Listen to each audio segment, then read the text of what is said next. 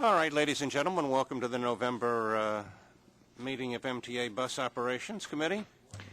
No, I am not Nancy. I have been asked to do the impossible, to fill in for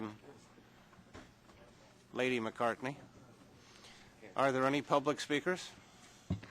Acting Chairman LeBeau, we have one public speaker, and that is Murray Bowden.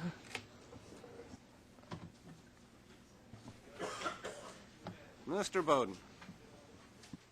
The shirt says, "This is not Facebook, and I am not your friend." This is the steering wheel from a 2004 Eldorado. They made them like this almost 12 years ago, 10 years ago. At that time, it was recognized that steering wasn't mechanical. It was either hydraulic assisted and so on and so forth. And today, the buses are controlled and steered by other than a steering wheel. There have been in the past buses in New York City that were run on joysticks because it's all computer controlled anyhow. And I met with some senior staff and I asked, and the question I raised today is, why is any bus coming into this system with a steering wheel larger than this? Because the new bus that you had downstairs a few months ago had a bus wheel that was significantly larger, and it's a safety issue.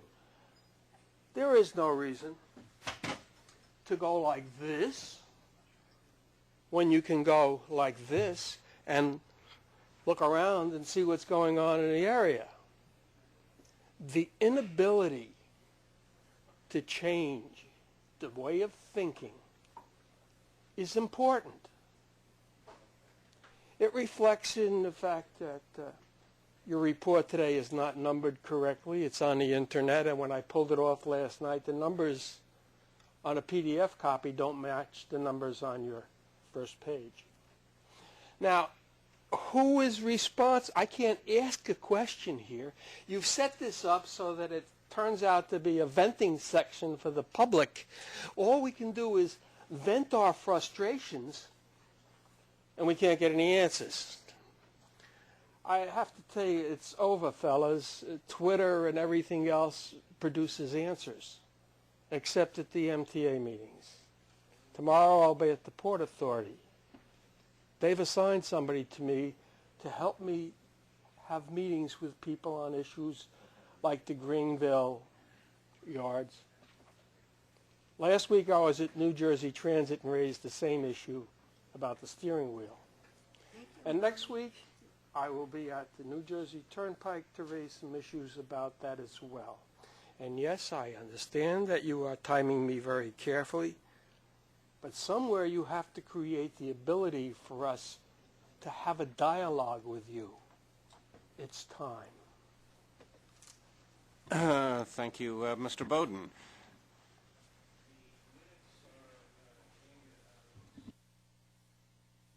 The minutes, thank you, Mr. Bowden. The minutes are in section 2 of the book. Does anybody have any additions or corrections? None this time? I will entertain a motion to approve them. All in favor? The minutes are approved. Do we have any exciting changes to the work plan? There is one change to the work plan this month. The annual review and approval of the committee's charter is normally scheduled for the November cycle. However, due to the recent amendment of the committee charter in March 2011, another review of the charter is not necessary until the next scheduled cycle in November of 12. All right, our acting secretary will duly note that. Now we turn to operations. President Darrell. Good morning, committee. I'm going to ask John Kivlahan to give a report on operations. The performance highlights for this month of September 2011 and the past 12 months are on pages 10 and 11 of the committee book. For the month of September, combined bus MDBF was down 10% compared to September 2010 levels. AM pullouts were down 0.3%, PM pullouts down 0.1% as compared to 2010, while completed trips were down 0.4% from September 2010. Over the 12-month period ending September 2011, combined MDBF fell by 9.8% compared to the prior 12-month period. AM and PM pullouts, as well as completed trips, all fell by less than 0.4% during the recent 12-month period. A preliminary review of bus MDBF data for October 2011 indicates a stabilization in performance when compared to October 2010 and a 10% improvement over September 2011 levels. That's exciting. That completes the operations report, and I now would like to introduce Steve Vidal for the safety report. Good morning. Our comments on the August customer and employee safety performance can be found on page 12. The 12-month rate for combined bus collisions per million miles traveled across the 3 bus units is 4.6% higher than it was in the prior 12-month period. Although the 12-month average rate is higher, performance has continued to trend positively after experiencing the adverse impact of the December and January winter storms. With regard to collision injuries, August showed a monthly increase of 2.9% across the 3 agencies. While this represented a total increase of 2 injuries on a regional basis, there was an increase of 19 injuries claimed attributable to New York City Transit. Of significant interest in August, there were 4 accidents involving New York City Transit, which resulted in 61 reported injuries. Of the 61 individuals initially reporting injuries, 16 departed the hospitals without receiving any medical attention, and 44 were treated and released. As we have previously reported to the committee, both the PTSB and my office have already noted the ongoing phenomena of increased collision injury claims on a per-incident basis that require little or no medical attention. We're going to continue investigating evidence at collision scenes to identify factors that contribute to the accidents and to prevent similar ones. The August 12-month average for customer accidents improved by 0.8%, while overall customer accidents trended 2.8% toward the negative. On a monthly basis, as we anticipated, New York City Transit moved toward the right direction from the prior month's performance. Moreover, both the spikes in Long Island Bus and MTA Bus companies' monthly performance are directly attributed to a relatively small variance in accidents. The 12-month rate for employee on-duty lost time accidents is 7.5% higher on a regional basis. As I have reported at last month's meeting, review of available preliminary August data was showing that the anomaly of June's adverse trending at New York City Transit, which accounted for a majority of the recent 12-month average increase, was continuing to reverse itself, and this is currently reflected in the regional 10% improvement for the month of August. Lost time accident performance across all 3 bus entities will continue to be monitored closely, with emphasis on the initial investigation, root cause determination, and follow-up actions to preclude similar incidents. We anticipate that the positive 12-month average trending for MTA Bus and Long Island Bus will continue, and that New York City Transit's performance will normalize over time as the year progresses. If there are any questions, I'd like to introduce Tom Charles for the monthly report. Where? Yeah, this is not related to accidents. I raised at the last month's meeting the issue of employee safety, and then there was a discussion at the board meeting, and I suspect it might even come up at transit.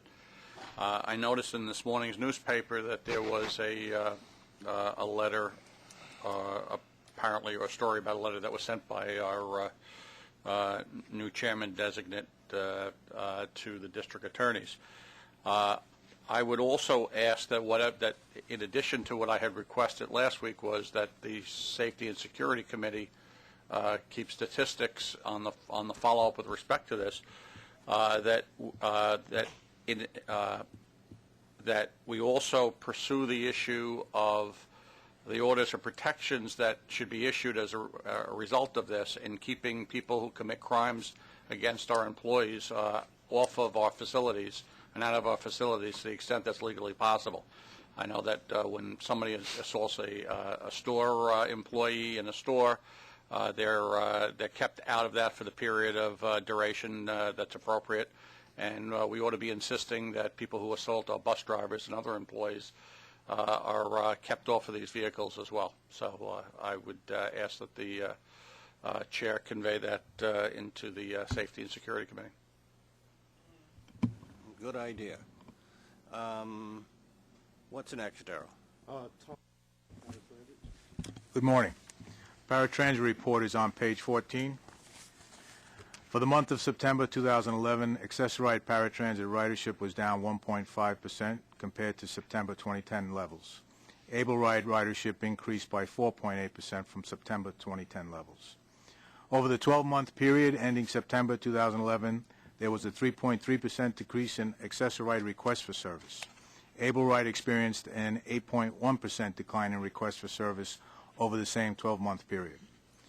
Favorable no-show trends continued in the month of September as accessorized and able ride passenger no-shows declined by 29.6% and 41.6% respectively. That concludes the report. Are there any questions regarding paratransit? Tom, just one question. I know I've asked this before, and I think you provided an answer, but I'm frankly drawing a blank. You've done a number of changes in programs to drive the paratransit numbers down in terms of diverting people off of the system, either finding new training to get them on the actual system itself, where there's the ability to get on and off buses and even in the subway stations. Are there new ideas? Is there an update? How have people reacted to this? Like I said, I think I've asked this before, and I think you did provide something. Yeah, it's been some time, at least since I remember. Okay. Well, we call it our intermodal trip planning, integrating fixed route service into the itinerary for paratransit. We have two choices right now. Some are what we call feeder, where the accessorized vehicle will bring them to the bus stop that will satisfy their destination requirement and within their medical restriction. We've been taking a very slow and deliberate attempt at this right now. About 0.3% of our trips are accomplished through feeder. And for trip-by-trip eligibility, where their entire trip can be satisfied by fixed route, that has been also slow and deliberate. We have about 0.2% of our trips are accomplished. We have more to do in determining how to get what we call the outbound trips, the reverse feeder trip, from their destination back to their home, trying to synchronize a pickup with a bus. What bus did they get on? We are going to be testing some technology to pinpoint that time. So there's more opportunity, right, and we're growing with so that. 0.2% of all trips are these feeder trips where people are not getting point-to-point service, or getting point to the city? Correct. And are there, I know there's been conversation, and I don't want to ask you this now, but as we go into the next fiscal year, I'd like it to get a better sense of all the different ideas that are floating around there. I know there are some in and out of the box that are worthwhile for at least us talking about as a board. So as you continue to develop them, I'm hoping by January at least they can at least be talked about and presented with the board. Thanks. We can do that. Yes, considering the enormous cost that's involved in this, it's very important to follow through, and you got a lot of good ideas that you're working on. Okay, I'll start with fixed route ridership report on page 13 of the committee book. For the month of September 2011, average weekday ridership fell at all three agencies when compared to September 2010. Long Island Bus average weekday ridership fell 0.4% in September as compared to the prior September. MTA Bus fell by 0.5%, and New York City Transit Bus fell by 3.5% for the same period. Average weekday ridership in September was down at New York City Transit Bus by 3.7% and at MTA Bus by 0.4%, but increased at Long Island Bus by 2.4% in September 2011 as compared to September 2010. Express bus ridership on weekdays actually increased at New York City Transit by 0.5% in September, while falling by 2.9% in MTA Bus. Because of the accelerated date of the November committee meeting, we do not have preliminary ridership data for any bus agencies for the month of October. For the revenue and expense report, as summarized on page 15, year-to-date September 2011 farebox revenues for fixed route services were down across the board when compared to the mid-year forecast. MTA Bus is 1.5% below budget. Long Island Bus was 1.4% worse, and New York City Transit Bus was 1.7% worse than forecast through September. Overall, fixed route farebox revenues are $10.8 million less than forecast through September 2011, and a significant portion of this deficit is attributable to the shortfall resulting from the impacts of Hurricane Irene. It is encouraging to note, however, that farebox revenues for the month of September slightly exceeded forecasts in both MTA Bus and New York City Transit Bus. On the expense side, September 2011 year-to-date non-reimbursable accrued expenses reflect mostly favorable variances. MTA Bus and New York City Transit Bus were below forecast levels by $5.3 million and $76.9 million respectively.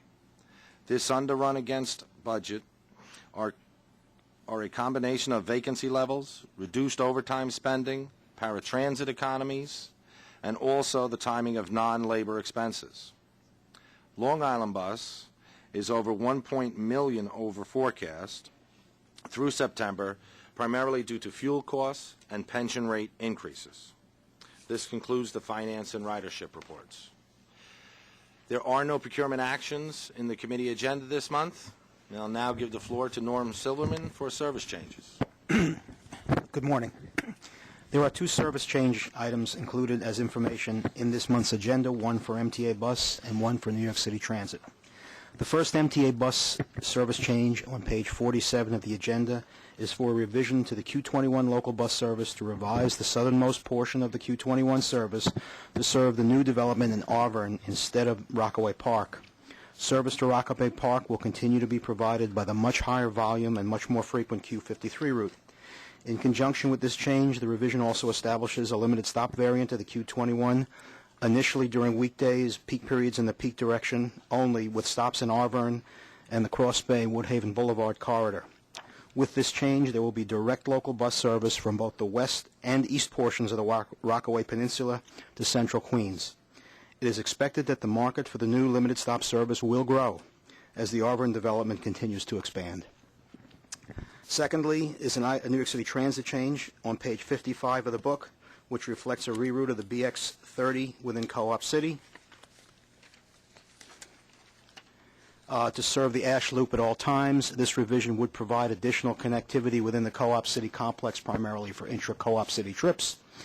Do the committee members have any questions on either of these changes? Question, Norm. Since the Q53 route is the more frequent and the busier route and the more established route, why is there no limited stop on that? Why only on this new route? There is a limited stop. There is a limit? The Q53 is 100% limited at all times, just like the B103. So if you want local stops along the Q53... You take other routes that parallel Q11, Q21, etc. So the corridor, the Woodhaven Cross Bay corridor, which is a corridor we've worked on an awful lot over the past 5 years, has significantly improved service, and the growth has been significant in the corridor, and the growth has been in the limited stop service, as we thought it would be. Yeah. Okay, thanks. What is the frequency of the Q21? I believe it's half hour in the base period and 20 minutes in the rush right now. I believe that's correct. Okay, and you're going to add trips. We're not adding frequency to the Q21. We're diverting. Yeah, but those will be new trips. The limited stop. The limited stop will be new and trips. And you're going to cut Q11 a little bit. That's exactly correct. Right? That's how I read it. Okay. So it's right now. So the 20-minute service will remain with this put on top of it. That is correct. I assume you're going to advertise this in some ways. 15 minutes is a long... We're going to try. Yeah. We're going to try to do it, and we think this is a starter, and basically it responds to the growth in the limited service. Anyway, excuse me, Andrew, just to know that I always thought that the Q53 was a beach bus, but it's always run like this, even in the winter months? Yes. In fact, and it's the second fastest growing route probably over the last 5 years in all of New York City. Okay. All right, I was going to ask about Long Island Bus, and we're going to have a presentation. Yeah, an quick update. Yeah. Sean, you want to talk? Sure. Following Viola's contract signing on October 21st, Nassau County submitted the contract to their county legislator on November 10th. It is anticipated that the legislator's Rules Committee will begin its review of the contract today. If approved, their full legislature is currently scheduled to vote on the contract on November 28th. A date for public hearing regarding the contract should be determined this week. We were advised that approximately 300 current Long Island bus operators have been hired to date following completion of Veolia's training process. We are aware that the current LIB bus operators, if they so desire, will receive employment offers from Veolia after training. The MTA is still awaiting details of which groups of represented employees may not be hired by Veolia at the same levels currently working at Long Island Bus. Potential groups of employees in this situation may include transportation supervisors and some maintenance employees, but we do not have any information on the size of this population yet. The MTA is still awaiting Nassau County's comments regarding the draft of a potential memorandum of understanding for use of New York City Transit's AFC MetroCard system.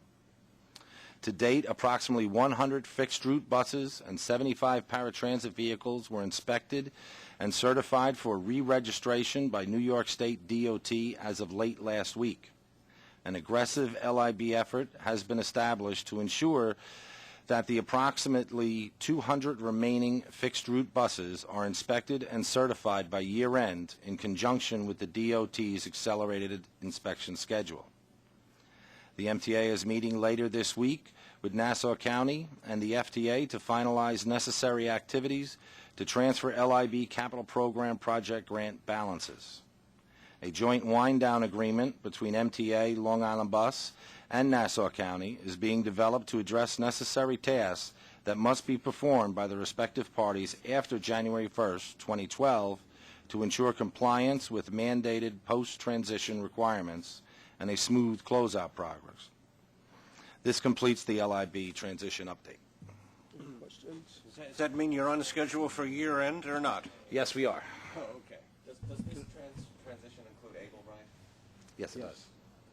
Could I ask just a couple of questions? Number one, have there been any issues involved in regard to the inspection of the buses with regard to how many have been certified as opposed to how many have not?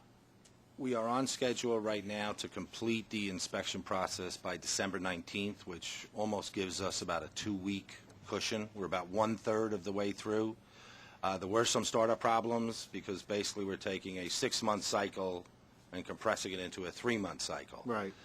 But everything seems to be going according to plan right now. But there hasn't been a significant failure rate, No. as far as you can tell. No. The second question is with regard to the employees. Those employees who are offered positions by Veolia, depending upon Veolia's contract with them and the union, may or may not be at the same salary and benefit level they get now from MTA. There's no requirement of that, or at least at the moment my understanding is the various parties are contesting that requirement as to whether or not current salary and benefits have to be transferred. Honestly, I would have to check. I don't know the arrangements between the employees and the new contractor. Right, because that would be helpful, because Nassau County has made it clear in every public statement it has made, and I'm not saying that statements are correct or incorrect, they just made it clear that they believe they can operate the system with less people and for lower cost than we did. So my question is that possible to do? We can't make any foregone conclusions about Veolia's ability to do that. Only thing, Mitch, I can tell you is that we're doing everything possible for a smooth transition. Right. As it relates to those employees, we do see some employees that are somewhat at risk, and that are the supervisors and dispatchers, because we at New York City Transit and MTA Bus don't have a vacancy rate that would support the amount of people that could possibly be displaced. Where possible, we are going to do our best to make Right. provisions. No, Okay. that I understand, Right. and the ability to bring on as needed people who are displaced by the transition, I understand and fully support.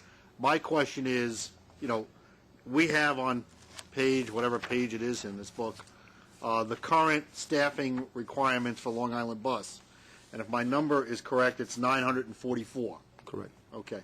So my question is, Nassau County, or Veolia and Nassau County, or depending upon who you're listening to at any appropriate moment in time, have made it clear that they believe they can operate the system with less than 944, and therefore they will significantly reduce their operating costs. They actually last week in their press conference stated they would be hiring more bus operators or staffing with more bus operators, but less maintenance people. Right. Well, yeah. I'm not sure if they are So going to be right. contracting work out or how they're going to handle the administration. Because obviously I would like to understand, if that's true, that they can do that, how? And if it's not true, why not? Now, that's not, I'm not saying that the 944 number is either too high or too low. The 944 number is the only number we have. Right. We have nothing to compare it to with regard to what they're going to do. And so when they're done, whenever that is, after January 1, I'd like to have some idea from you, from them, as to what they actually did. Because Right. I think that would be a good understanding from our perspective as, okay, if you're going to hire two more bus operators and 3 less maintenance people, the answer is you have 1 less person, but how does that affect the system itself, or how would it affect our system in that regard? Yeah, we don't have a clear understanding of their operating model. Right. So, I mean, we have to wait and see. Right. But we'll be glad to update you. Okay. Okay? I appreciate it. Thank you. Alan? Just quickly on the Long Island bus, assuming the legislature approves this contract at the end of November, what will our obligation be, if there is any, come January 1st? There should be no obligation. So we'll have no cost, we will be effectively out of the Long Island bus situation completely, they're on their own. We have no costs that we need to anticipate or budget for? There may be some transitioning in the first 2 to 3 months after the takeover. Being realistic, there's a lot of administrative things that need to be closed out. So I would say 3 to 5 months, there could be some transitioning associated with Long Island Bus subsequent to us being out of the business. And are we budgeting for that, and how's that, Yeah, where's that money coming from? Yeah, we're working on that now, Alan. It hasn't been approved, but we are working on that. Okay. Andrew? Is there an agreement with Veolia that they will rebrand the buses? Because right now they say MTA on them. Yes. Yes. Yes, they are doing that. Will that be as of January 1, or is there a transition Don't- period for that as well? Don't know what their plans are. We do know that they've publicly stated that the system will be called NICE, Nassau County County Express, I believe it is, and not sure in terms of Nassau the branding. Inter-County Express. Right. Yeah. Yeah. Are you happy or unhappy by this development? I'm sad. I am sad. It's a good place. It was a good group of people to work with out there, and I think we provided a decent piece of service out there. So I must be honest that I am sad. All right, on that note, do we have any further business to come before the meeting? If not, I will entertain a motion to adjourn. Second.